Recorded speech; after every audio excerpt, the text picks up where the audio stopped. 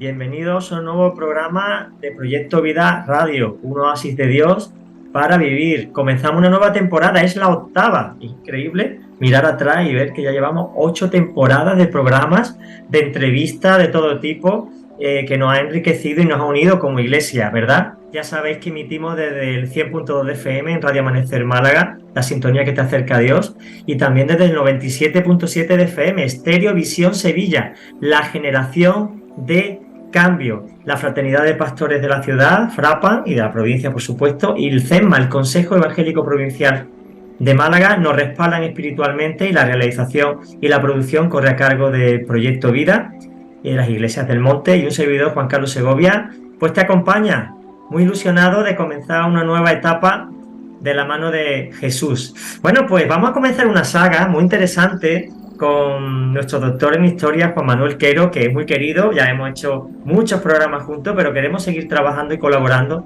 para la extensión del reino. Y vamos a trabajar con él para exponer un libro que él ya escribió hace un tiempo. Juan Manuel, querido hermano, un abrazo. Hola Juan Carlos, un abrazo, eres un crack, ¿eh? Ya fíjate la cantidad de programas, qué bueno, qué bueno. Pues Sí, sí. este libro se escribió ya hace algunos años, porque se escribió con motivo del 500 aniversario de la Reforma Protestante.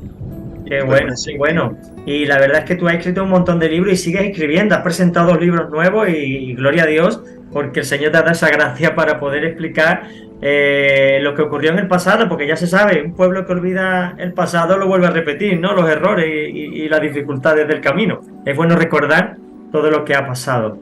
Bueno, Juan Manuel, queremos entrar ya en faena porque queremos hacer programas cortos, intensos, y hablar de esa vigencia, o sea, esos valores que movieron a esa reforma en aquel tiempo y que sigue vigente hoy en día. No ha pasado, ¿verdad? Sí, sí, efectivamente. Bueno, vamos a lo largo de estos meses a ver 8 temas y el primero tiene que ver con la reforma protestante, la trascendencia y la oposición que existía. Y efectivamente, es importante que veamos el movimiento de Dios como algo constante.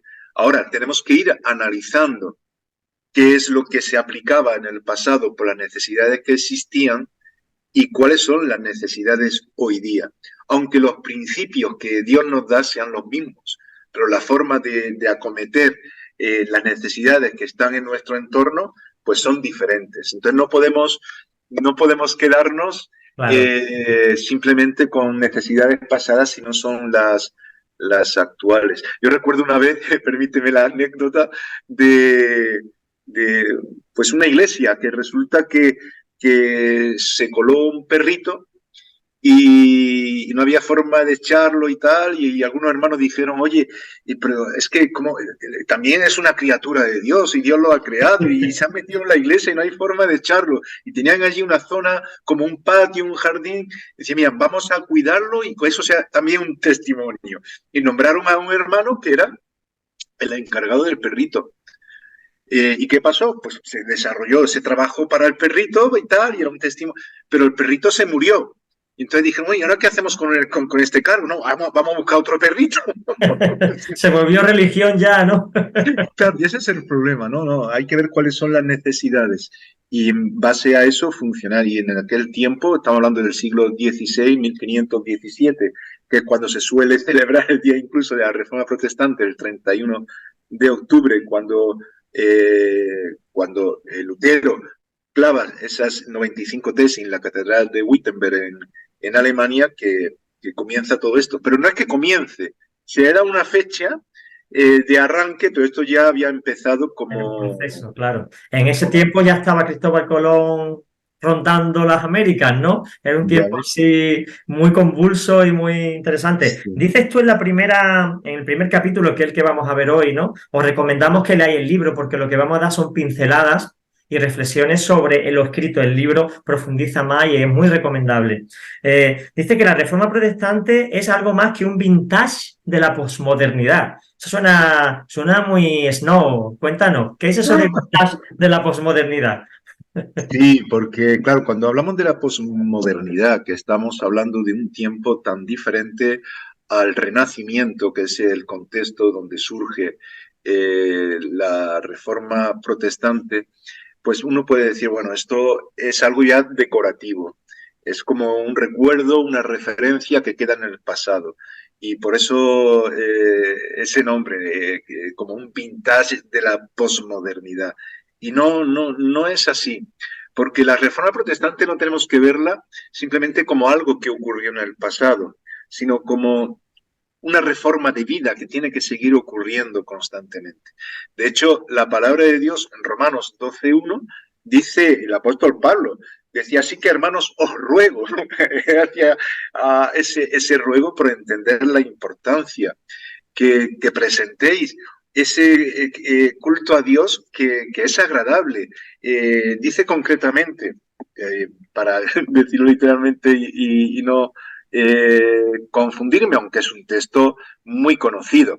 Así que, hermanos, os ruego por la misericordia de Dios que presentéis vuestros cuerpos en sacrificio vivo, santo, agradable a Dios. Y luego dice, porque ese es vuestro culto racional. Es decir, el tema de servir al Señor, de presentar nuestras vidas con santidad, de una forma agradable, tiene que ser algo que decidimos de forma racional también, porque hay que ser santos y no tomar decisiones, ajustar nuestra vida a lo que Dios quiere, y eso es algo personal, no es algo de una religión. Entonces, no es algo que pertenece al pasado. Ujú. Uh, Tiene que Bueno, ser una constante. una De hecho, constante, fíjate, porque, no sé porque si lo que has escuchado, dices son principios, los principios no son inalterables, ¿no? Las modas cambian, pero los principios claro, permanecen, los bíblicos, claro, los absolutos. en el libro que escribí sobre historia de la Iglesia a través de los avivamientos, que es uno de los últimos de historia que he escrito, hablo de la importancia de que esos principios que nos da la palabra de Dios, que nos da Dios en las Escrituras, son nuestra brújula. Cuando hablamos de una brújula, la brújula lo que hace es marcar el norte Claro. para orientarnos. No nos dice cada detalle de forma específica. Uno dice, bueno, en la Biblia está todo. Sí, pero no de forma detallada. No dice literalmente no fumes o no tengas vicios de este tipo, tal, pero sí da principios para que Sobre la veamos que, adicción, por ejemplo, sobre la adicción, ¿no? Que abarca claro, todas las drogas que va a haber, que ha habido y que va a haber, ¿no? efectivamente, lo que quiero decir que marca una línea que tiene que ver con la santidad, que tiene que ver con obedecer al Señor, que tiene que ver con hacer frente a las necesidades que existen. Ay, Entonces, Manuel, una pregunta. El hecho de que la reforma surgiera, apareció una nomenclatura que para hoy nosotros es algo familiar, como protestante, evangélico. Todo esto surge ahí, ¿no? sí, ¿Cómo y por qué? Porque esa también es una pregunta que se hace la gente. Bueno, ¿y por qué somos protestantes? ¿Y por qué evangélicos? ¿Y por qué otros se llaman pentecostales? ¿Puedes explicar así brevemente un poquito algo sí, de esto? es la vida misma. Cuando uno tiene una familia, la familia se desarrolla, tiene hijos que tienen otros nombres, hacen las cosas de una forma diferente, las generaciones cambian, pero la familia es la misma. Y lo mismo ocurre con el pueblo de Dios. Hay cosas que, como decíamos, para mí la reforma protestante no es tanto un movimiento, sino que es una búsqueda de Dios Claro. que genera un andar diferente y que va generando un andar diferente. De hecho, un teólogo era holandés, Jodocus van, miro el nombre porque es difícil de pronunciar, Jodocus van Lodestein, él decía que la iglesia reformada siempre ha de estar reformándose.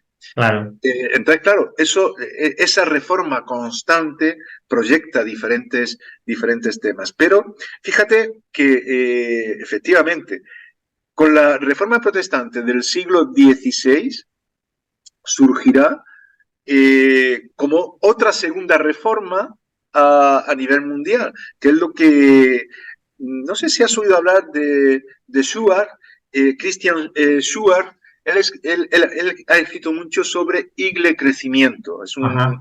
autor actual que habla de los principios de una iglesia que crece y demás, son muy interesantes. Y él habla efectivamente, que hubo una primera reforma protestante con Lutero, con Calvino, en fin, con Zwinglio y con muchos más, que generaron la importancia de vivir los principios de la escritura.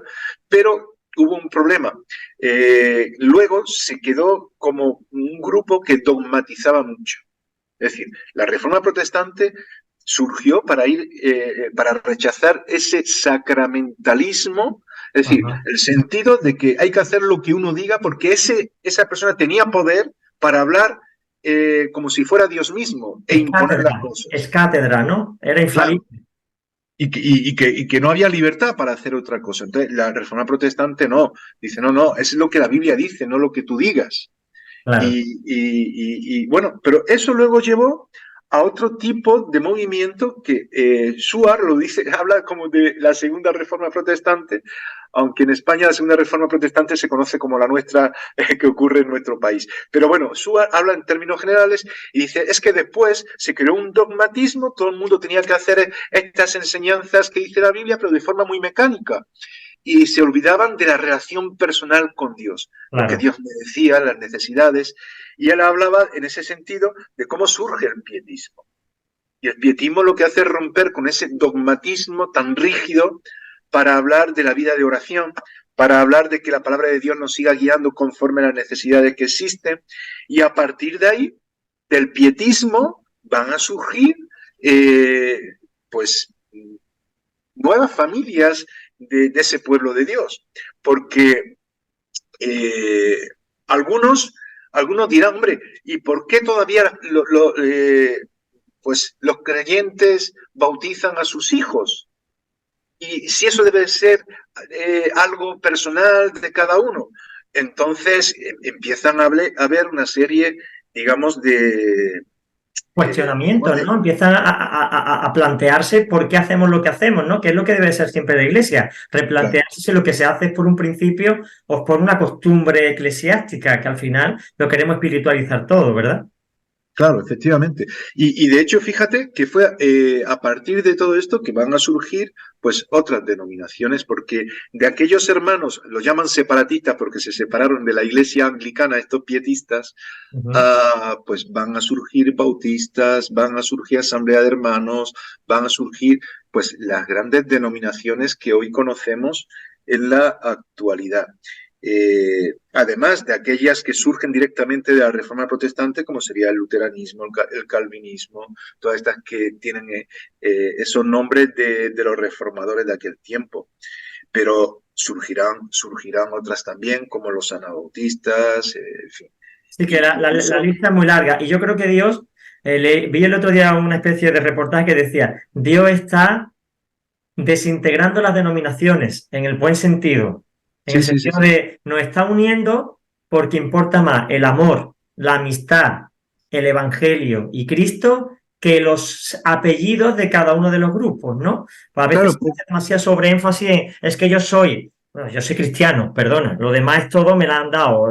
Yo he nacido en una iglesia bautista, soy bautista, he nacido en una pentecostal, soy pentecostal. No, no, yo soy cristiano porque he nacido por la gracia de Cristo, ¿no? claro. Y qué bonito es que haya esa renovación y ese cuestionamiento. De hecho, en el punto tercero que hablábamos, menciona el humanismo, que me has rectificado hoy muy bien, porque yo decía, bueno, en la ecuación el humanismo no quita a Dios de en medio y pone al hombre como el Dios de todo. Y me explicas que depende de qué tipo de humanismo, ¿no? Hay varios, según me comentabas. Claro, es que el humanismo es una corriente cultural, entonces depende de las decisiones y de la aplicación que se le dé a todo ello. El humanismo es hacer ver que el hombre tiene que pensar por sí mismo. La ilustración del humanismo la vemos en esa famosa pintura o representación del hombre vitruviano de Leonardo da Vinci, que se ve un hombre así en forma de como ahora tenemos que hacer las cosas en la medida del hombre. Pero en realidad la idea es que el hombre tiene que pensar, el hombre tiene que razonar, el hombre no tiene por qué, como ocurría en el medievo, aceptar las cosas por imposición. porque en el medievo se hablaba de una teocracia que no era cierta, era la imposición de una iglesia que se ponía en lugar de Dios y además imponía las cosas y la fe no se puede imponer. Entonces el humanismo surge en un renacimiento en el que se le da valor al hecho de que las personas decidan por sí mismos, estudien, surgen las universidades y el propósito precisamente es que el hombre pueda leer la Biblia, etcétera, etcétera. Entonces, el humanismo ayuda en ese sentido a buscar a Dios y de hecho, en ese renacimiento, en el contexto incluso humanista en este aspecto, es que surge también la posibilidad de leer la Biblia, no solamente en latín, que lo podían leer algunos nada más, que era la Vulgata la que existía y circulaba, la oficial en aquel tiempo, además estaba todo prohibido, pero es que además incluso la Vulgata tampoco se podía leer. Pero es que se inventa la imprenta, todo esto tiene que ver con todo ese renacimiento de personas que empiezan a crear cosas en el sentido de facilitar que todas las personas tengan acceso al conocimiento.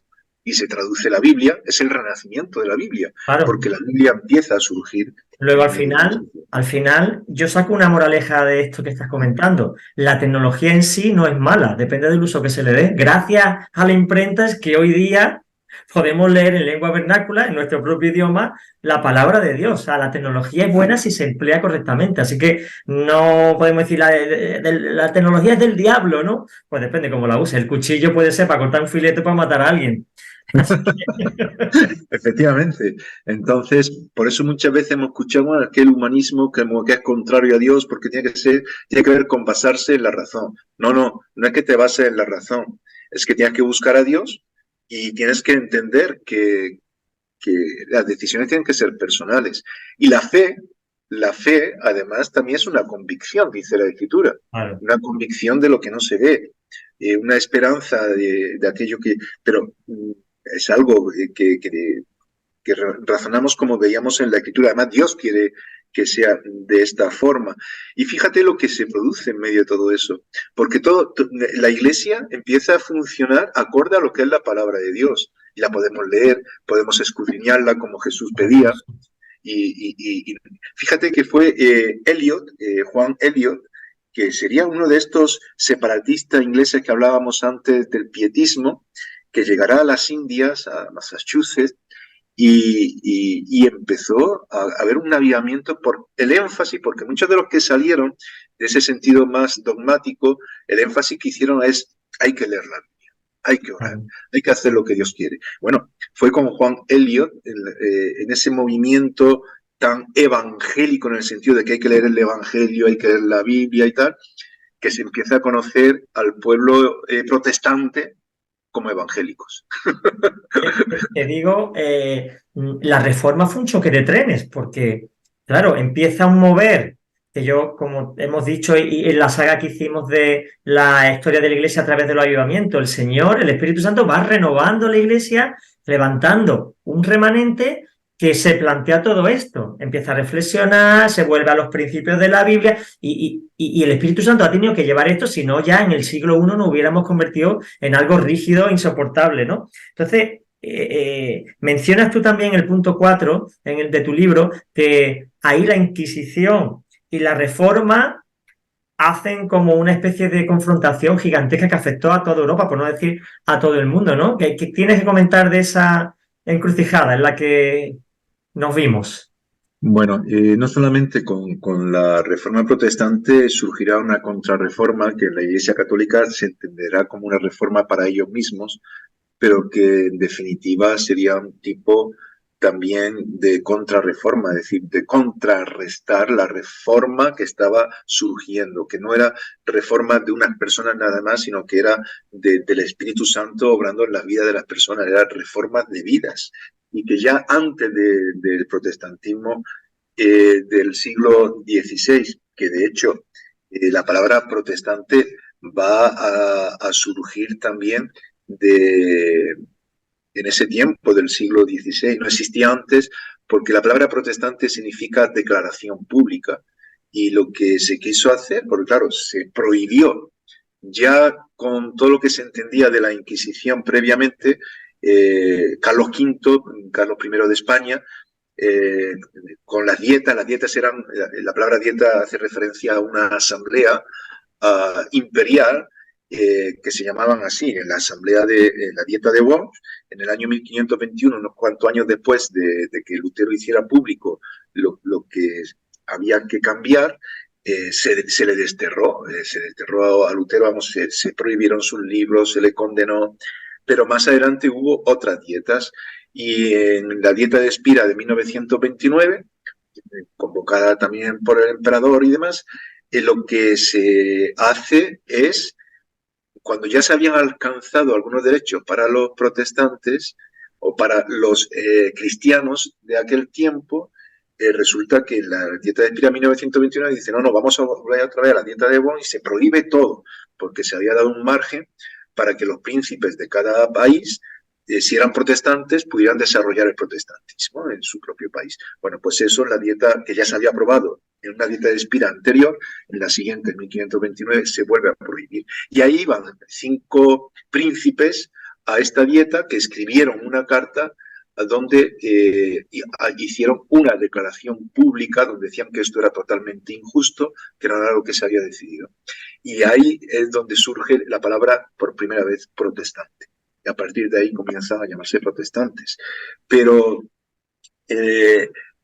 todo este movimiento de protestantismo intentaría entonces, porque se veía que iba cundiendo, porque la palabra de Dios iba avanzando, se intenta parar. Pero eso ya en el siglo XII, la Edad Media, mucho antes de todo esto, ya se surgió la Inquisición. La Fue por Santa Loyola, Inquisición. ¿no? Loyola ¿Qué? fue el que... Loyola, San Ignacio de Loyola fue el Bueno, que... era uno de los brazos de ejecutores para, como inquisidores, que viene a significar investigar, los que investigaban a ver si había alguna herejía o alguna cosa contraria. Pero en el siglo XII, que es anterior, fue para frenar el avance de los albigenses o los cátaros, que era un grupo de personas que dentro de la Iglesia Católica habían surgido estando en contra de todo lo que tenía que ver con el papado, de todo lo que tenía que ver con ciertas imposiciones, entendían que se tenía que dar a conocer el Nuevo Testamento, de hecho iban predicándolo, tanto los hombres como las mujeres. Lo que ocurre es que tenían muchas cosas raras también. Ya. No creían en el Antiguo Testamento y eran docetistas en el sentido de que creían que Cristo era como no exactamente humano, sino que era una apariencia. Tenían cosas raras. Pero en definitiva ya había ahí una semilla que decía, bueno, la Biblia había que leerla, el Nuevo Testamento hay que leerlo, no se podían aceptar, y eso estamos hablando en el siglo XII. Entonces, en una de las cruzadas se intenta arrasar con ellos, quitarlos del medio, y además surge la Inquisición. Fue en el año 1249. Luego ya seguirá hasta, incluso en España, yo creo que fue el último país donde se deja de aplicar y sería en el siglo XIX, en el Qué 1834. tarde, ¿eh? Qué tarde, ¿eh? Durante la regencia de María Cristina, que está ahí y tampoco está tan lejos. Madre Es mía. decir, y la Inquisición todavía se aplicaba, incluso ya sin el nombre de Inquisición, también todos aquellos que no se consideraban de la fe en nuestro propio país y en otros eran amenazados y algunos se los cargaban. Qué Entonces, interesante. bueno, esa fue la oposición que fue surgiendo, ¿no? Estamos terminando, Juan Manuel. Muy interesante todo lo que estás diciendo. Tengo un montón de preguntas que no voy a plantear porque entonces el programa duraría 2 horas y cuarto. Pero sí que vamos a acabar con algo que mencionas en tu libro, que es muy interesante, el monopolio de la eternidad. ¿Qué es lo que quieres decir cuando hablas del monopolio de la eternidad? Pues, pues eso, que no podemos monopolizar la eternidad. Y esto es algo que la Reforma Protestante se llevó a cabo como una necesidad apremiante. Es decir, no se puede vender un lugar en el cielo, no se puede vender la eternidad, ni por medio de bulas, ni por medio de obras que se puedan hacer, porque lo que ha ocurrido a lo largo del tiempo, no solamente en el cristianismo, sino en otros pueblos, es que prometiendo un lugar especial a las personas cuando mueran, pues se les tenía sujetos, es decir, tenéis que hacer esto y esto y esto y tendréis tal cosa.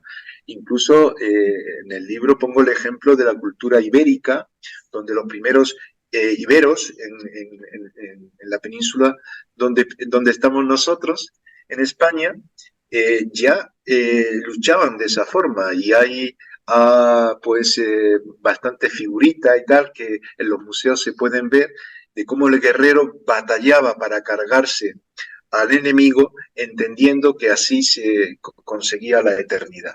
Y claro, es una forma de decir, mira, si haces esto, tienes tal cosa. Eso es un monopolio.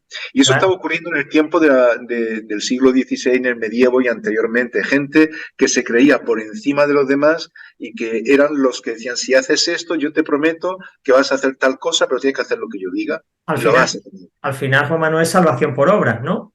Claro, es salvación por obras y prometer el cielo de una forma determinada dependiendo de lo que tú hagas y pasas por lo que yo...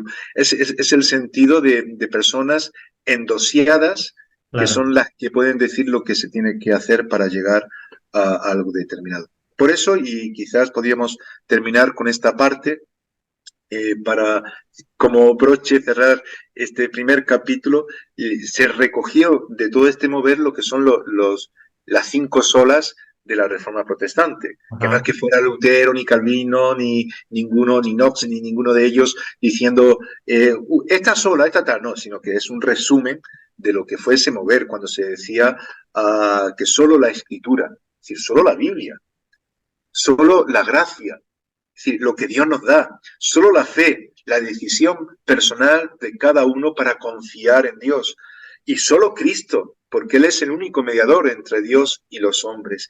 Y solo la gloria a Dios, no para glorificarnos a nosotros. Ese fue el mover que se dio en aquel tiempo y que tiene que seguir dándose entendiendo las necesidades que hoy existen. Pues muy interesante todo esto, Juan Manuel. Vamos a seguir ahondando en la vigencia de los valores de la Reforma Protestante hoy día y vamos a ir capítulo a capítulo quemando esos cartuchos. Muchas gracias, Juan Manuel, doctor en Historia, por eso habla tanto de historia. Tengo que cortarlo porque si no él se va, sabe mucho de todo lo que ha pasado y te agradecemos tu tiempo y la sabiduría que Dios te ha dado para contarnos qué es lo que ha pasado y cómo podemos vivir en el presente todo eso. Un fuerte abrazo. Gracias, Juan Carlos. Un abrazo. Y a todos nuestros oyentes, espero que os haya interesado. Vamos a seguir profundizando, como dije antes. Y ya sabes, si quieres escuchar este programa, lo puedes hacer en la página web proyectovida.com o en la página de YouTube Iglesia del Monte Proyecto Vida. Un fuerte abrazo, nos vemos la semana que viene. Cuídate y que el Señor te bendiga grandemente. Hasta pronto.